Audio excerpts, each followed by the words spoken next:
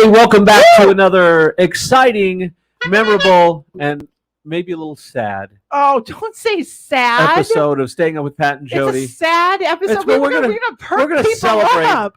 It's just sad at what the topic, but we want to celebrate the We life. have lots of other stuff. That's to talk true, about but we'll too. talk today. We're going to talk about your old boss, Yes, your Regis. old boss at ABC New York, Regis Philbin, who, as you know, passed away a few days ago. And I will tell you, I got the opportunity to meet him several times. We even got to go to WrestleMania 7 with him, which I thought was cool. How exciting is that? That was the coolest thing. And then we got to go backstage. In fact, after he was done with his in-ring segment, like 2/3 of the way through, he stops in the middle aisle and waves us over. And Jodi and I and his friend Tom, right? Tom Batista. Batista. Of all names. We waved at people looking like, who the hell is it? Because he stopped right in the middle of the aisle. He's like, come on, guys, come on. Who are these people? Let me just tell you something. Regis was exactly the same in person as you see on television, which if you watched any of the specials, and if you haven't seen the 2020 special on him, I suggest you watch it if you've ever been a fan or appreciated him. They did a nice job. They did a really nice job. They did a great job with it. And I think the overlying sentiment was, and I believe it, and I've said it for years and years, is that he was authentic and he was in person who he was on TV and vice versa. This little opening that we're doing is kind of like inspired by Regis and Kathy Lee. That's right. Because that's what they would do. They would do a host chat. Right, yeah. Exactly. They were the ones that started the whole host chat thing. So yeah, we matter of fact, we did Inside the South Bay, our Inside the South Bay show, which was kind of like a Regis and Kathy Lee show back in the day. And we even have a card from Regis on the back that congratulate us because we were in the newspaper. We got written up in the newspaper. So yeah, there it is. Yeah. I wish I could find more photos, but unfortunately with the move and everything that we had a few years ago, I don't know where everything You put a lot of stuff away. I put a lot of stuff away. So I don't have everything here, but I do want to share the story of my first day. All right. This is a great story. This is a great story. I actually gave this story during the commencement speech at the Art Institute. Yes. On how you have to be nice to people because you never know where people are going to go. So I remember my first day of work at Live. And I remember, I went to the show, obviously, Gelman took me down to the show. It was my very first day to see what they do. So I kind of stood there in the wings and I kind of watched behind the scenes what they were doing. And it was pretty cool. And then when the show was over, I went upstairs and I was introduced to Regis, and Gelman had said, Regis, this is Jodi. She's our new production secretary, Jodi Barberi. And his first thing to me was, let's see how long she's going to last. That's what he said. Yes. Let's see how long she's going to last. And I'm like, well, thanks a lot, buddy. My first day of work, and that's how you greet me? So few minutes, half an hour passed, and he walks away, and I'm like, wow, what did I do? But that's okay. He comes out of his office, and he starts screaming. His office was down the hallway. Now, this is, again, the first day of work. And he comes screaming out of his office, heading toward our production office, screaming, yelling, cursing. Gelman, I can't believe it. The freaking phone. Oh my God, the phone. This phone still isn't right. It's been weeks. I don't know what's going on with it. And then Joy was co-hosting that day, and she comes out and she's like, Michael, we really need to get this phone situation taken care of. He is very mad. This can't go on. So I overhear everything, and I walk down the hallway to his office. I had the balls to walk down to his office. I stick my head in the door, and I'm like, Regis? And he's like, what do you want? And I'm like, I'll tell you what, if I can get your phone fixed today, will you be nice to me? And he's like, if you could get my phone fixed, we'll see. So what he didn't know was that I used to put together all the junkets to Atlantic City. So our company was ABC. And before I got my job with Regis and Kathy Lee, I used to be the one responsible, and another person, for putting together these bus trips to Atlantic City. So Friday night, we'd get out of work at like 5 o'clock. And then at like 6 o'clock, there'd be a bus waiting for us because they used to bus us to Atlantic City overnight. So it'd take 3 hours. So we'd get on the bus at 6 and we'd be in Atlantic City by 9 and we'd gamble all night. And then in the morning, they bring you back to the city.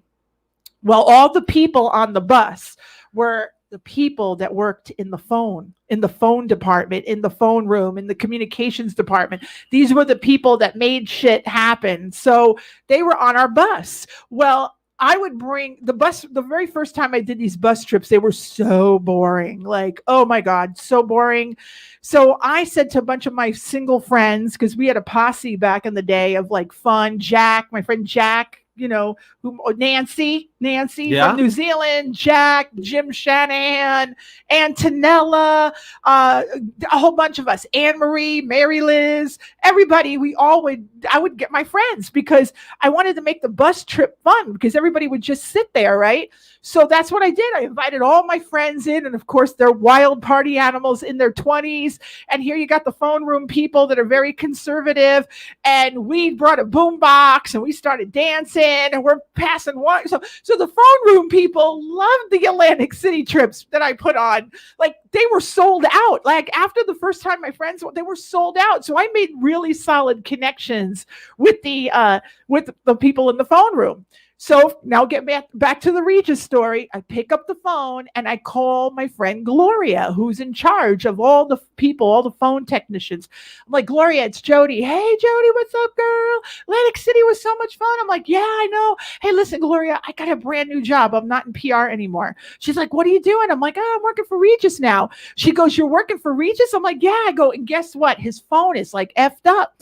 And it's been that way for a week. Is there any way sometime today you can get somebody down here to fix his phone? She goes, girl, for you, I'll get somebody there in 10 minutes. I'm like, great.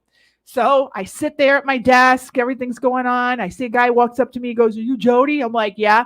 He goes, I'm the phone guy. I'm like, oh, come with me. I take him down the hallway. I said, stand here. And he stands in the back. I'm like, Regis, I got somebody I want to introduce you to. I go, what's your name? Carl, phone guy, Regis, Carl, the phone guy, and he's here to fix your phone. See you later. And I walk away, and he's just like, his mouth is like, what the, like, getting it done for Regis, right? His mouth is just like open. So 20 minutes later, I see him shaking hands with the guy. He comes down the hallway. I'm on the phone. I'm doing something. I'm like, live, answering the phone. Because back in the day, there was no voicemail, folks. So we had to actually answer the phone. And sometimes I was going 2 phones at a time. Like, it was just insane. So I'm on the phone and he just stands there. Now, again, this is my first day of work. I never met Regis in my entire life. And he just stands over me with his arms folded and just stares and looks. And I'm like, what the hell is he looking at? So I'm like, yes. He goes, what's your name? I said, it's Jodi. What's your last name? I said, Barbary. He goes, Barbarian. That's what I'm going to call you. The Barbarian. Go, Barbarian. Go, go, go. That's what he was. So every time that was he'd scream it, he'd yell it. And if he liked you, he gave you a nickname. And you got a nickname. So you got a nickname your first day of work. Yes. First day of work. Yes. Which is amazing. And the reality is when we went to WrestleMania with him, this is a long time after, not years, but this is a long time after you no longer worked for him. But I think the big thing here is that people may not know about Regis. And there's a reason why that we went to WrestleMania and he was in the Hall of Fame, and why WWE did a nice little WWE did a great job. Nice little piece on him. Is that he was a huge wrestling fan. Big wrestling fan. So him and I hit it off big time. So another funny story is that I used to get the wrestling sheets, or what they call the dirt rags, the wrestling dirt rags. That were printed back in the day. There were newsletters. No internet. I know. Am I old or what? Hello. But there was no internet. We had a fax machine, by the way. Yeah, we did have a fax machine, and it was in the tape room, a room that was no bigger than this room that we're in right now, with all U-matic VHS tapes. Of all the 3/4 inch tapes. Yep. So anyway, he was a wrestling fan. I was a wrestling fan. And I told him I loved wrestling and the whole bit. So I would predict, like on a Friday when he would come in, it was so weird because he came into the office no later than 8:30. So I got to my desk. I was at my desk about 8:15, 8 o'clock. Sometimes I would get there, but I would sit at my desk, have a coffee and a bagel or a muffin or whatever. But I'd be at my desk plenty of time to see him come in. So he'd come in, and that was the morning routine. And he'd just look at me and he'd be like, "How did you know Macho Man Randy Savage was going to beat the crap out of Hulk Hogan? You called it, Barbarian. How did you know?" And I'm like, because on Friday I said, "Reg, Saturday, we're going to see Macho Man Randy Savage is going to turn on Hulk. I'm telling you, it's going to happen." And sure enough, he'd be like, "How did you know that? How did you know?" Because that was something that we had in common. I was the one who got Lanny Poffo. That's and right. He'd tell the story, and he did. I think he told the story on our show. On a show, yeah. I was the one who got the real wrestlers on the show because we always got the same guy, Bobby Heenan. And I love Bobby the Brain Heenan. He's the best. Matter of fact, there's a picture of us with Bobby the Brain in here somewhere. But I love Bobby Heenan. But as a wrestling fan, enough with Bobby Heenan. Let's get some real WWE superstars in here, talent.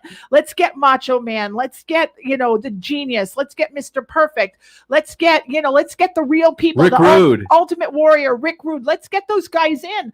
So I remember, Joanne, who was the producer, and I told Gelman, I'm like, "I'm a big wrestling fan.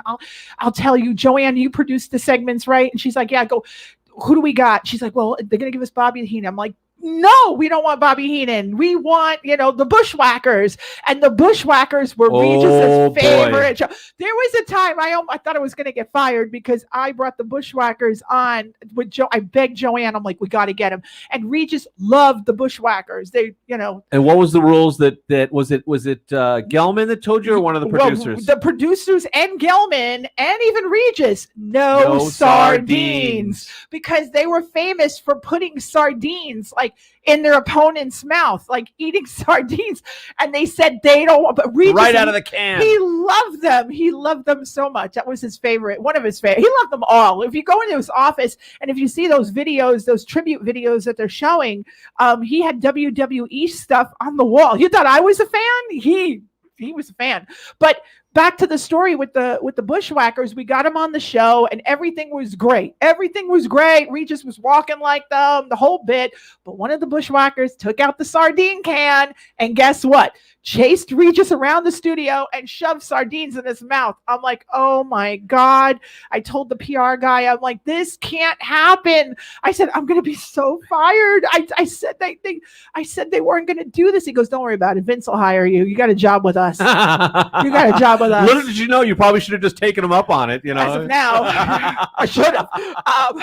But yeah, he loved it. And the ratings were through the roof that day. My mother was in the audience. She almost got hit with a sardine. Yeah. It was crazy. It was the craziest show ever. The ratings were through the roof. And I actually kept the letter that our vice president wrote about that show saying how funny, how fantastic, how great that show was. Yeah, because it was just Regis being Regis and loving every second of it. And even though he said no sardines, when they pulled those things out, he was in his element. Well, he ran because he was scared, yeah. But then they caught up with him. Yeah. And then I remember him laughing. Dripping with juice down his face. I'm like, "Oh my God." And he's like, "This is great." Well, what I think is great about it, too, is that you understand that this is a little different time when they put Bobby Heenan on all the time because Bobby Heenan can talk.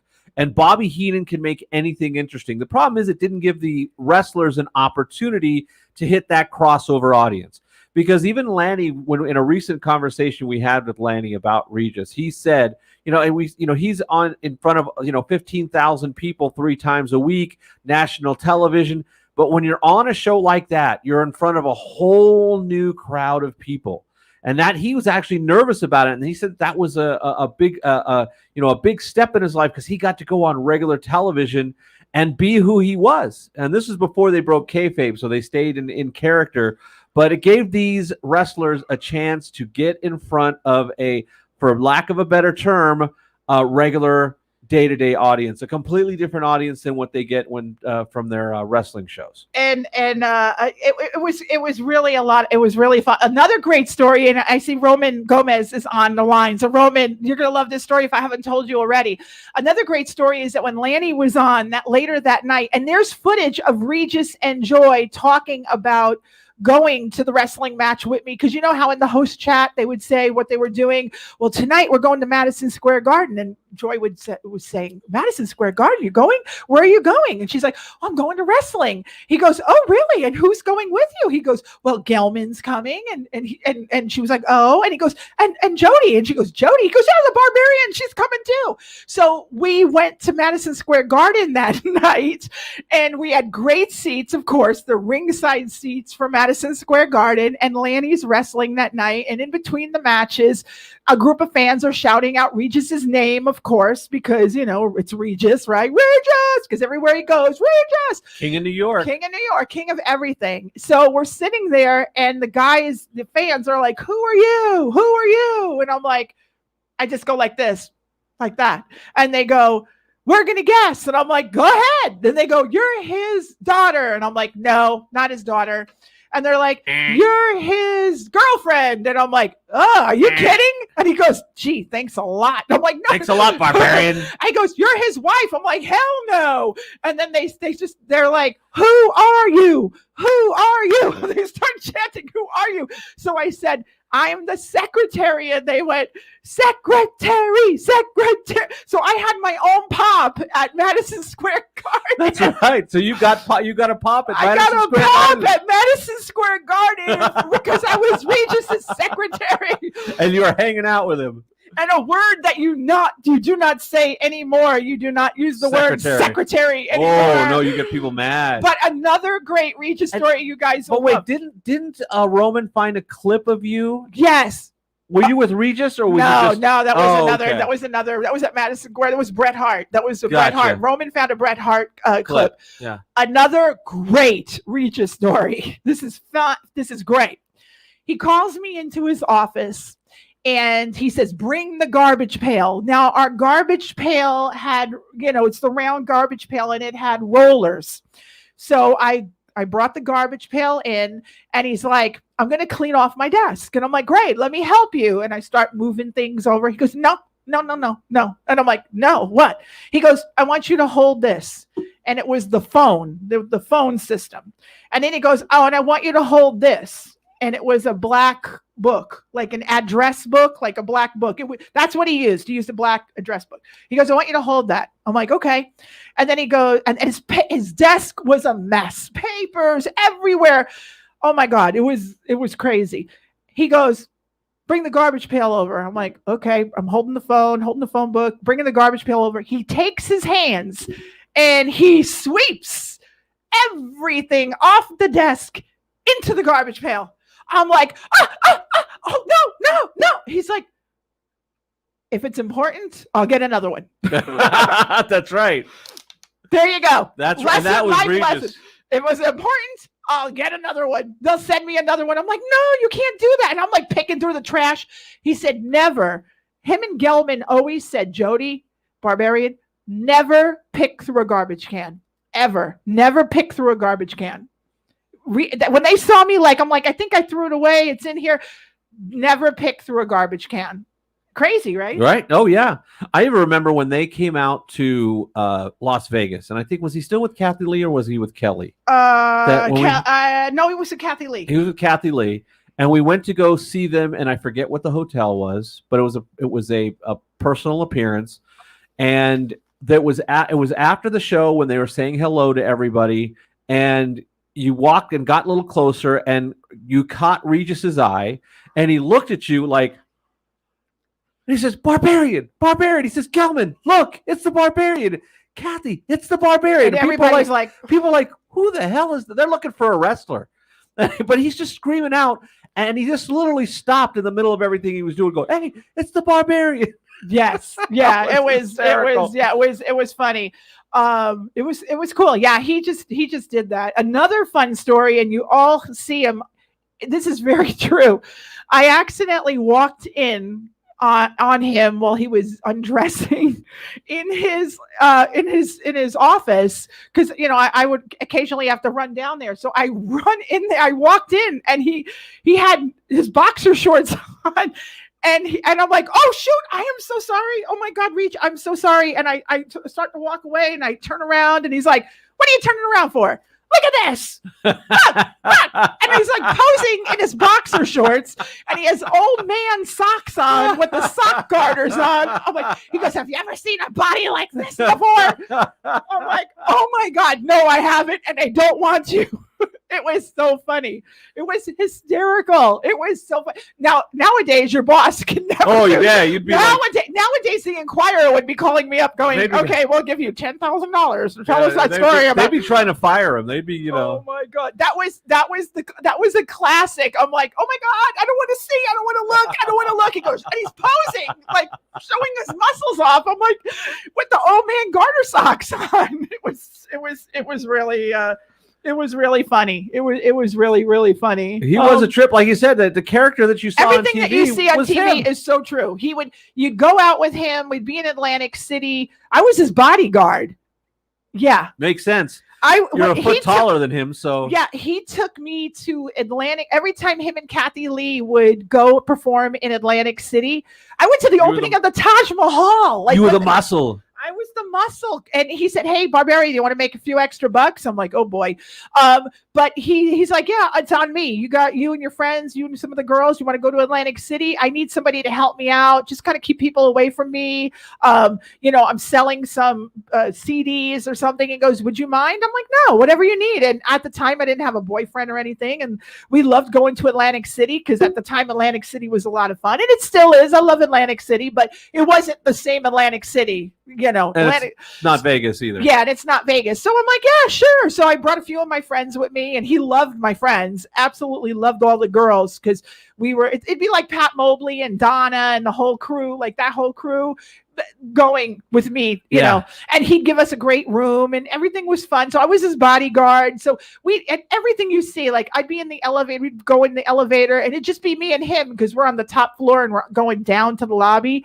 People would literally stop. They would get in the elevator and he'd be in the corner and he'd just be in the corner. And like if you got into an elevator with Brad Pitt or I don't know who's really just think of daytime television. Well, even television Regis.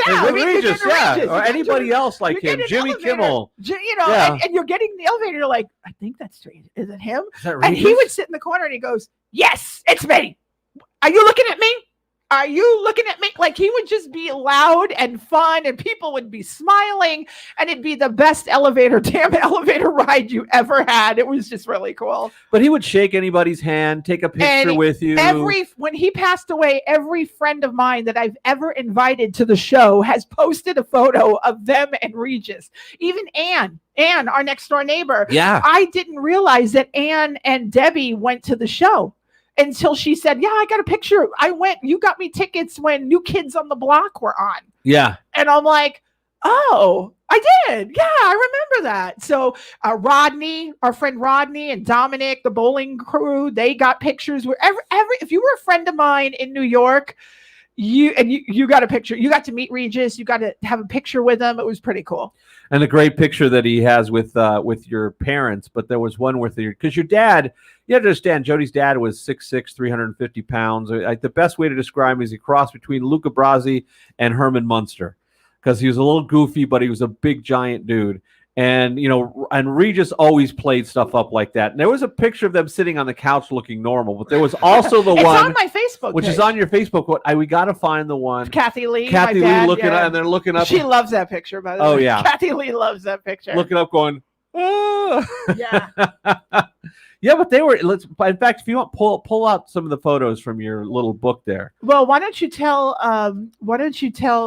Regis had a great line with Antonella. Oh, okay. So Jodi had a friend, Antonella, who looked like a young Sophia Loren. Okay, so think of a young Sophia Loren, a beautiful girl, very Italian, and Jodi brought her up. Was it at the Atlantic City? It was Atlantic City. Always in Atlantic. It was Atlantic City. Atlantic City. And of course, Regis, hey, Antonella, who's this? Antonella. Okay, she goes, and this apparently was like his favorite flirtation line, that he would mess with people. But he goes, hey, Antonella, you know the difference between a sex and a ham sandwich? And she goes, no, what? He goes, oh, let's go have lunch. She goes, have lunch.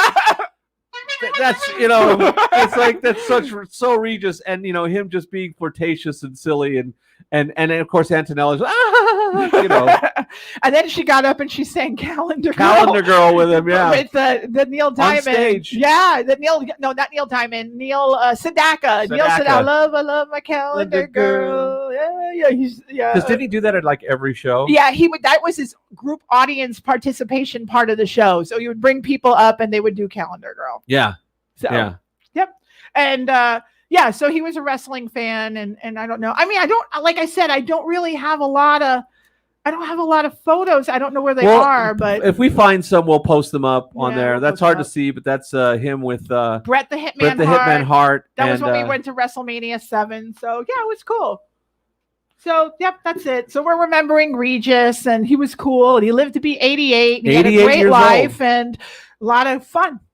And, he just, he had heart problems for years. He said he got stents in the 90s and then had to do a triple bypass in the early 2000s. And even with that, he lived to be 88 years old. But he was also a gym rat. People didn't realize he was in the gym constantly. Yes. Oh, yes. He had a trainer, too. The great Raghu. I think his name was Radu.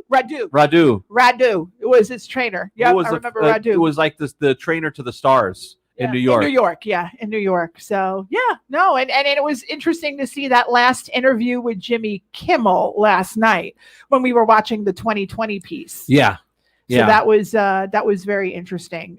Just to see how slow he got. Yeah, he wasn't as quick. He wasn't as, and of course that was done in March. That was that was right before they shut things down. They shut things down, and he loved his friends. He loved Don Rickles. He loved Perry Como. Matter of fact, a girlfriend of mine, Angela, that I used to take the bus with, her mom was very, very sick in the hospital. And her mom loved Perry Como. And Angela was a friend of mine that never would ask for a favor, ever. She knew I worked there. She never asked for a ticket. She never asked, like, can you get me an autograph? She never asked for anything. But one day she said to me, listen, Jodi, my mom's very sick in the hospital and she loves Perry Como and he's going to be a guest on the show. Is there anything that you can do to get Perry Como to call my mom in the hospital? I said, I can't make any promises, but I'll see what I can do. So I told Regis the story, and Regis, who's best friends with Perry Como at the time, got Perry Como to call Angela's mom. Yeah. And they missed her the first time. So we called her from the studio and she was getting like something done. She was getting like an x-ray or something. Yeah. So Perry Como missed Angela's mother. So we gave Perry Como the phone number and he called.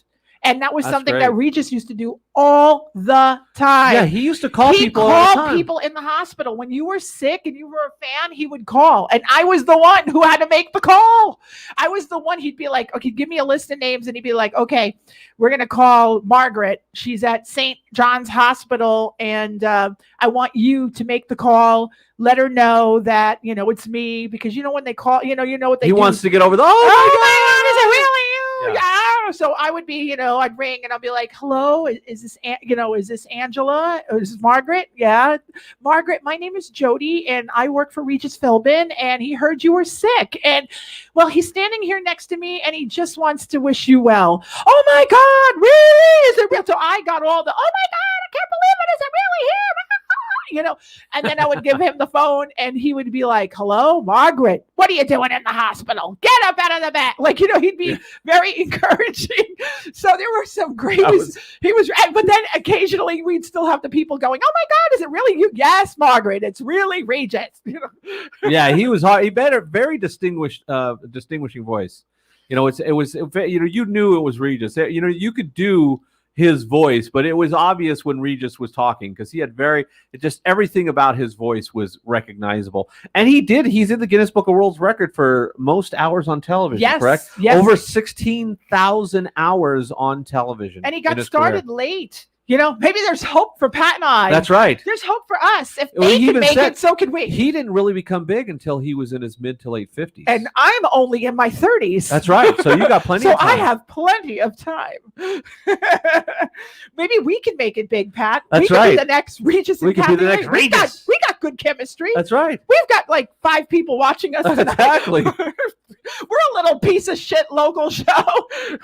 We might make the big time. This pandemic could make us millions and millions. Yes.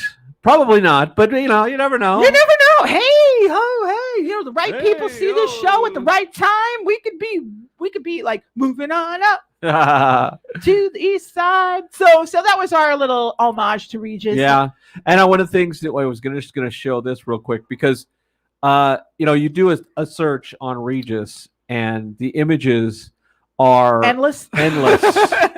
Absolutely endless. Let me get rid of this here. He was cute as a kid. I saw those pictures last night. He was great. But I mean, if you look at his history through, and that's, you can see here where he's getting older and he let his hair go all gray. Over here, this is before you even worked with him. That's an image that was right around a little after that. Yeah, a little after not that. much, but you know, I came on 1 year after they went national. So they went national in, I think it was 89, and I came on October of 89. Yeah. I came in on October, and I can tell you that when I interviewed for that job, there were 600 people that interviewed for that job. And in fact, I would say this is the amount. This is the time that you were when you worked for him. Yeah, that's the early. Yeah, because I remember this set. But I remember, you want to talk about a job interview? I interviewed for that job. I want to say in May, and I got the call in October. In October, and when I asked Gelman why you chose me, like what was it about me that you liked, he said that you have history in the company, that you worked for ABC, and that you had a lot of connections. Because we don't go out, we pretty much stay, and this is why networking for your business is so important. They pretty much stayed in their hovel in their office, and a lot of them, because they didn't have time. It was a small staff, very small, no writers, just producers. I mean, it was like if there were 10 people on that crew, that was a lot of people. And I was out there, you know, the employees activities committee and the PR department, and I knew so many people that he said that was one of the reasons why they brought me on, because I had so many connections. So it's super important, ladies and gentlemen, to go out there and make connections, and especially now during like what's going on in the world right now, you cannot turtle up, people. You can't go in your hovel and throw dirt over yourself and go, well, this is all going to go away eventually. It will. I got to stick around because I got to see how this plays out. Absolutely. I want to see how this whole C-19 plays out. I ain't going anywhere. I want to see how I've got a vested interest to see how this story ends, and it's going to end, you know, soon. Cross our fingers.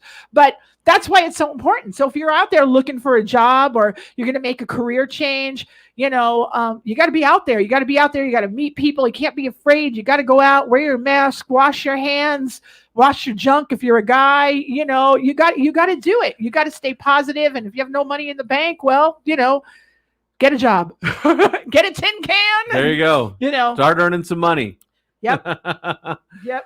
But that was a nice little walk down memory lane about Regis. Like I said, I didn't know him nearly as well as Jodi did, but I did get the opportunity to meet him on several occasions, and he was just a great guy. And it's very sad, even though he lived to be 88, nice long life. It's just sad to see somebody as iconic as him and talented, and he's just real. He was just a real person. You know what you see is what you get. There's no fake, because we've met plenty of celebrities in our lifetime that are just, excuse my French, but full of shit. They're just, you know, they're just full. They're just complete BS and fake. And he was not. He was authentic. He was definitely. And we wanted to pay homage to him and to his long career in television, and who he was as a person as well as a TV celebrity. Yeah, and tell some great stories. That's right. And those are some great stories. And they're all true. Oh, 100% true. I can't make this shit up. I wish I could. 100% true. I probably have more stories somewhere, but yeah. But that's it, folks. That's what we got today, and it's going to be very hot in Vegas next week or tomorrow. Starting tomorrow. In fact, on Saturday it's supposed to be 113 or something like that. Something like that. We'll Friday or Saturday. Yeah, we'll be in the pool. We'll be in the pool. If you think I'm dark now, just wait till next week's show. That's right. She's darker than I am, and I'm Puerto Rican. You are? And Irish. She's Irish and Puerto Rican. Did you know Pat's Puerto Rican? Look at that. Am I Look really? at the difference. Wow. Oh, yeah. Look at that. Yeah, but your guns aren't as good as mine. Hey, watch it. Right there, baby. What are you down to Right now? there. You're still 265? Yeah, 265. 265. Pat's, Yeah. That's awesome. That's awesome. Well, folks, thanks for watching this episode of Staying Up with Pat and Jodi. We hope you appreciated and enjoyed our walk down memory lane about Regis Philbin, a great TV celebrity and an all-around great guy. And we're going to miss him. We're going to miss him, and we wish his family the best and that they get through this terrible time knowing how wonderful he was. Yep. And don't forget, tune in next Wednesday.